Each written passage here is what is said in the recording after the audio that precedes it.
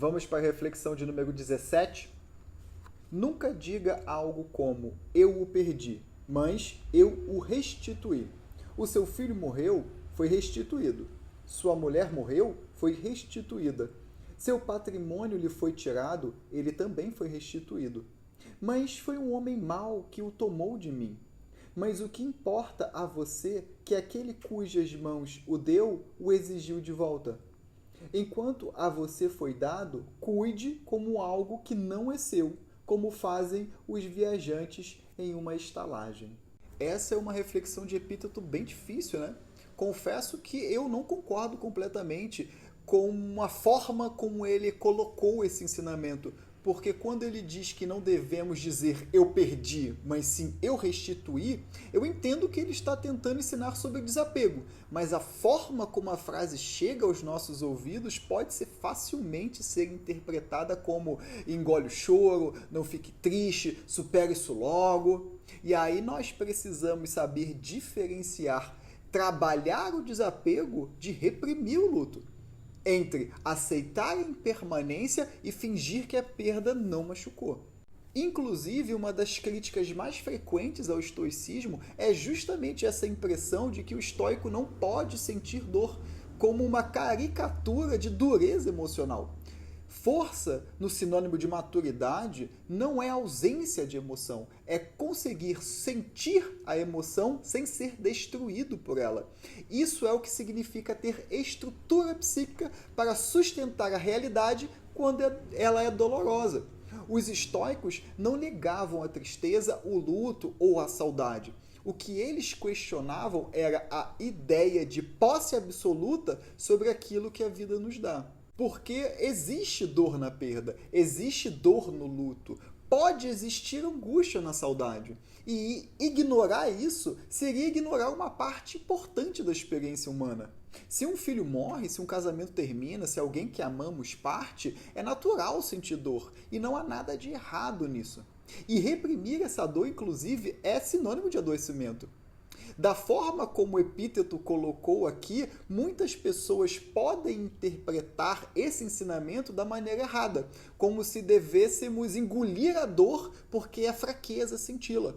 Reprimir emoções é a pior coisa que você pode fazer na sua vida, porque elas continuam vivas no psiquismo e se alastram pela nossa mente e nosso corpo na forma de ansiedade, irritabilidade, depressão, insônia, fibromialgia, doenças autoimunes e etc.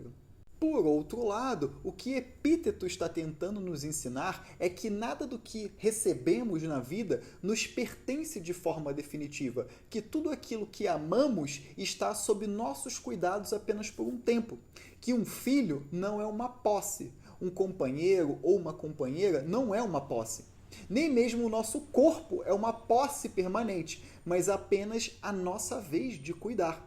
Como disse certa vez Mestre Yoda, treine-se para abandonar tudo aquilo que tem medo de perder.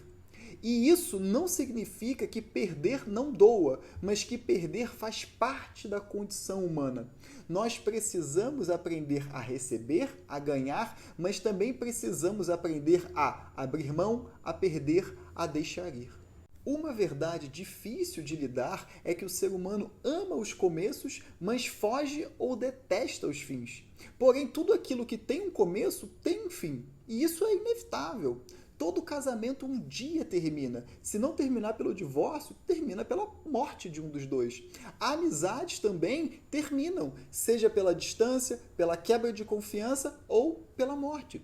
A casa em que moramos hoje será habitada por uma outra pessoa ou demolida no futuro. Toda a posse material um dia será deixada para trás. Até mesmo esse corpo vai ter um fim.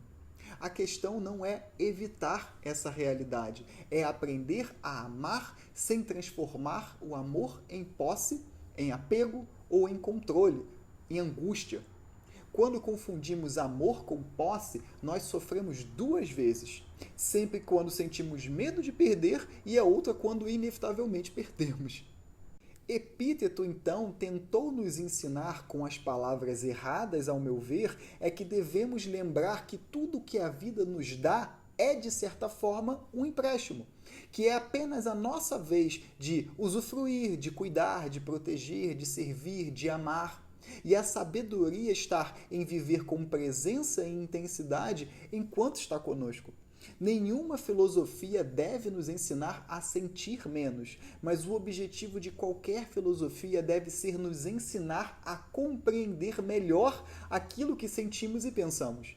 Então, sentir a dor da perda, tudo bem, isso é natural, mas não transforme a perda em revolta contra a realidade, porque assim como o ganho, a perda também faz parte do conjunto vida.